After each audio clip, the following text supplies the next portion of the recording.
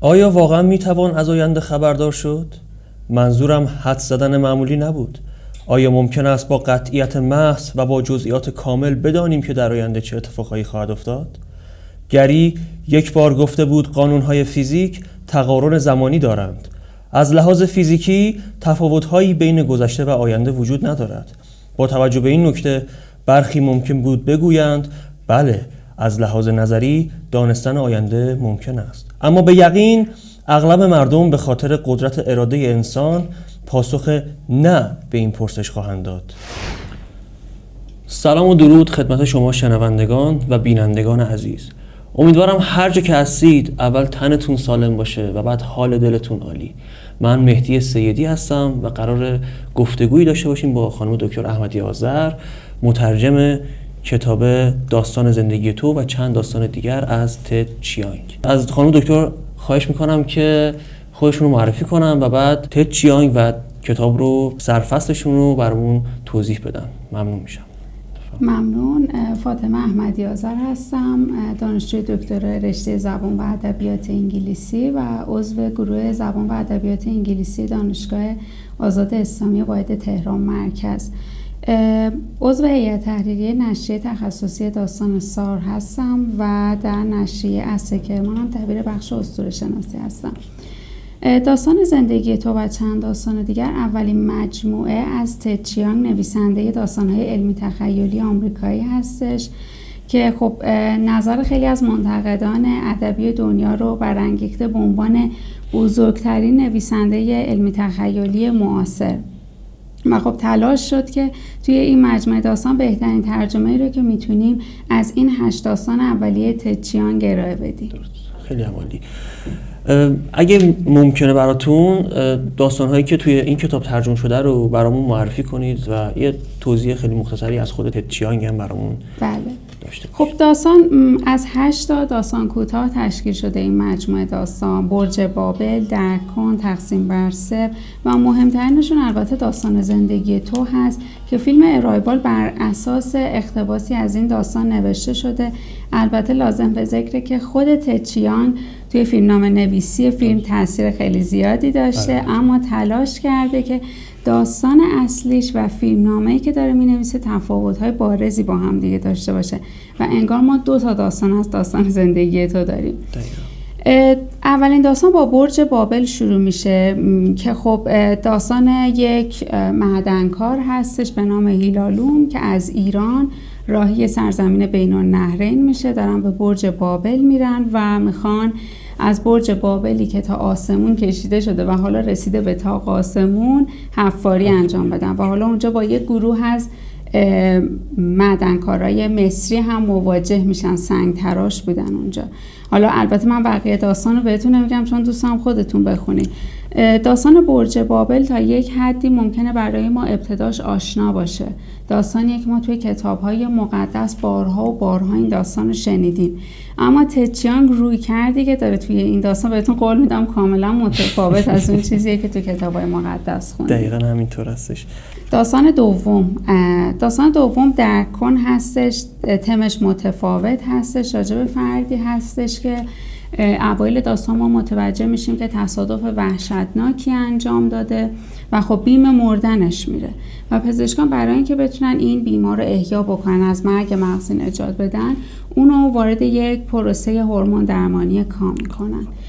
در ابتدای داستان هورمون درمانی کا باعث میشه که بیمار بهبود پیدا بکنه، بافت‌های مرده ترمیم بشن، اما همین شخصیت اول داستان که ما باهاش همراه میشیم به مرور متوجه میشه که این هورمون کا داره تأثیر میذاره توی ذهنش، داره باهوشتر میشه، از کارایی‌های مغزش بهتر میتونه استفاده بکنه و خب یه خورده که داستان جلوتر میره، این شخصیت باهوشتر میشه، متوجه میشه که CIA توی این هورمون درمانی کار نقش داره و تصمیم میگیره که فرار بکنه و نقشه خودش رو انجام بده.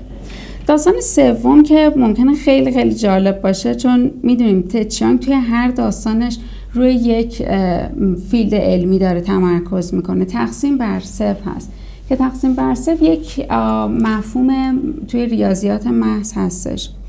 توی تقسیم بر 0 ما 2 تا شخصیت بیشتر نداریم، رنیه و کار، که یک زن و شوهر هستن.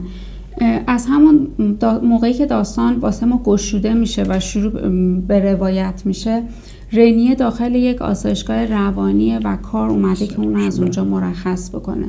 داستان جلوتر میره و ما متوجه میشیم که رنیه یک ریاضیدان هستش که در پی یافتن یک نظریه خیلی خاصه که اصلا ممکنه دنیا رو متحول بکنه و در عین حال ما هوش خاص رنیه رو داریم و در عین حال داریم میبینیم یک فردی که با توانایی‌های خاص هست ممکنه چقدر توی زندگیش با مشکلات روحی روانی مواجه بشه. داستان چهارم که خب میشه گفت داستان مورد علاقه خیلی ها هست، ممکنه خیلی اصلا به خاطر همین داستان سراغ تد چیانگ برن، داستان زندگی تو هستش. داستان زندگی تو 2 تا خط روایی داره واسه ما، 2 تا جهان متفاوت به طور موازی دارن توش روایت میشن. توی جهان اول که به صورت خطی داره پیش میره، ما لوئیس بنکس زبانشناس رو داریم که با گری دانلی و سرهنگ وبر همراه میشه تا بتونن زبان فضایی هایی رو که به زمین اومدن پیدا بکنن، بفهمن زبونشون چیه. وقتی که تونستن باشون صحبت بکنن، حالا بخوام برن سراغ این که راجع به مفاهیم فیزیک ازشون بپرسن. داستانی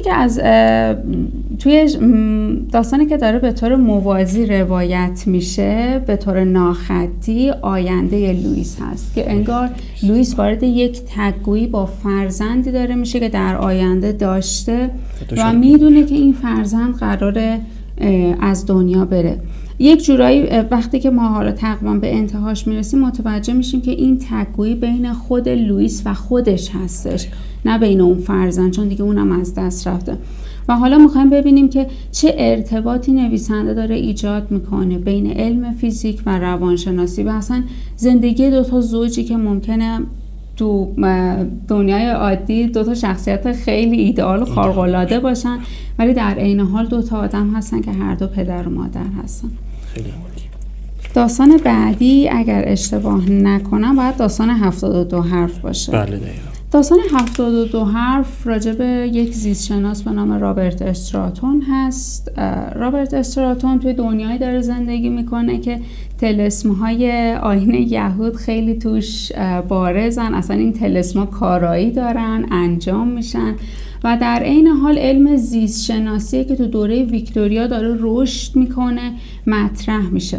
تقریبا میشه گفتش که داستان یک جورایی تو دوران ویکتوریا داره واسه ما روایت میشه. رابرت استراتون روزی با لورد فیلدهرست مواجه میشه. یه لورد انگلیسی هستن که بهشون این خبر رو میدن که نسل بشر تا چند نسل دیگه کارایی و زایایی خودش رو از دست میده و دیگه انسان ها نمیتونن تولید مثل کنن و نابود میشه نسل بشر. و حالا ما رابرت استراتون رو داریم که با دکتر اشبورن، 2 تاشون پزشکن، زیست شناسن، باید با هم دیگه کار بکنن تا بتونن نسل بشر رو از انقراض نجات بدن. ولی حالا اینجا طلسم‌های آیین یهود چه نقشی داره اینجا؟ خیلی جالب بود اتفاقا واسه من موقعی که داشتم این داستان رو ترجمه می‌کردم که کجای زیست شناسی ما میتونیم خرافات رو ببینیم و اون مرز بینشون کجایی که از بین میره. خیلی عالی. داستان بعدی جهنم یعنی نبود خدا. ممکنه خیلی جالب باشه که شما بگین که چرا تد چیانگ اومده از مفاهیم الهیات استفاده میکنه توی روایت یک داستان علمی تخیلی. آیا واقعا مفاهیم الهیات میتونن استفاده بشن توی فیلد علمی تخیلی یا نه؟ تد چیانگ میگه آره، من میتونم به روی کرده، به ایمان، به سان یک چی نگاه بکنم، یک مسئله علمی نگاه بکنم. داستان ما خب میشه گفت نسبت به داستان‌های دیگه یه خورده شخصیت‌هاش بیشتر میشن. البته شخصیت‌های اصلی داستان همچنان نیل فسک هستش که داستان بیشتر حول این شخصیت داره میچرخه. نیل فسک در ابتدای داستان همسرش رو از دست میده توی یک حادثه و حادثه خیلی جالبه. موقعی که یک فرشته روی زمین ظاهر میشه که یه امر کاملا طبیعیه واسه اون دنیا، همسرش توی کافه در حال غذا خوردن بوده که خب شیشه بهش برخورد میکنه و جون خودش از دست میده. نکته خیلی جالبی که راجع به این داستان هست اینه که توی این داستان بهشت، جهنم، خدا و فرشته ها واقعا به طور عینی برای انسان ها مشهودن و اینا اصلا میتونن اینا رو ببینن، این دنیاها رو. سارا بعد از این که میمیره مستقیما به بهشت نزد خدا میره، چون به خدا ایمان داشته و اصلا به خاطر یک پدیده الهی جونش رو از دست داده. اما نیل اعتقادی به خدا نداره و اصلا بابت مرگ همسرش از خدا دلخور هستش و تنها چیزی که تو دنیا دوست داره سارا هست و برای اینکه بتونه به سارا دوباره بپیونده باید به خدا ایمان بیاره. یه پیرنگ به نظر من نزاع داستانی اینجا خیلی جالب میشه که ما ببینیم که یه آدمی که به خدا ایمان نداره چه شکلی میخواد به بهش راه پیدا بکنه. دلیل این که به خدا راه پیدا کنه خیلی جالبه تو این داستان. و داستان آخر که بازم میشه گفت خیلی توجه منو جلب کرد. خیلی توی داستان‌های کوتاه همچین چیزی رو من ندیده بودم. دوست داشتن آنچه میبینی یک مستند. خب داستان روایتش به صورت یک مستند هستش، یعنی موقعی که خواننده داره داستان رو میخونه این حس بهش دست میده که شاید من دارم یه مستند میبینم، چون شخصیت‌های متفاوت از گروه‌های متفاوت دارن میان صحبت میکنن. پیرنگ داستان حول فناوری داره میچرخه که به مردم این توانایی رو میده که زیبایی رو نبینن.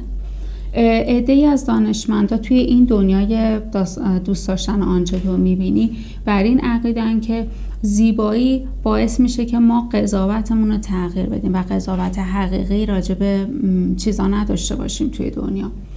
و خب توی این داستان ما میگم شخصیت‌های زیادی داریم، اما ممکنه 2 تا شخصیت داستان خیلی توجه ما رو جلب بکنن. یکیشون شخصیت لامرا هست که بخش زیادی از این به اصطلاح داستان کوتاه مستند رو داره، بخش زیادیش رو روایت میکنه. لامرا از کودکی با فقدان زیبایی بینی بزرگ شده، نمیتونه زیبایی رو درون آدم‌ها ببینه و چیزی که لامرا رو جذب میکنه اون ارزشیه که انسان‌ها دارن، اون تأثیریه که روش میذارن و اون منطقیه که داره ایجاد میشه. بعد از یه مدت که دانشجو میشه تصمیم میگیره این فناوری رو توی ذهن خودش خاموش بکنه و خیلی جالبه، هم مزایایی که داره از یک طرف تجربه میکنه و هم معایبی که توی زیبایی بینی داره میبینه.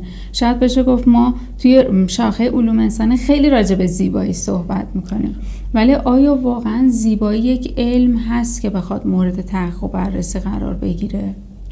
خیلی عالی.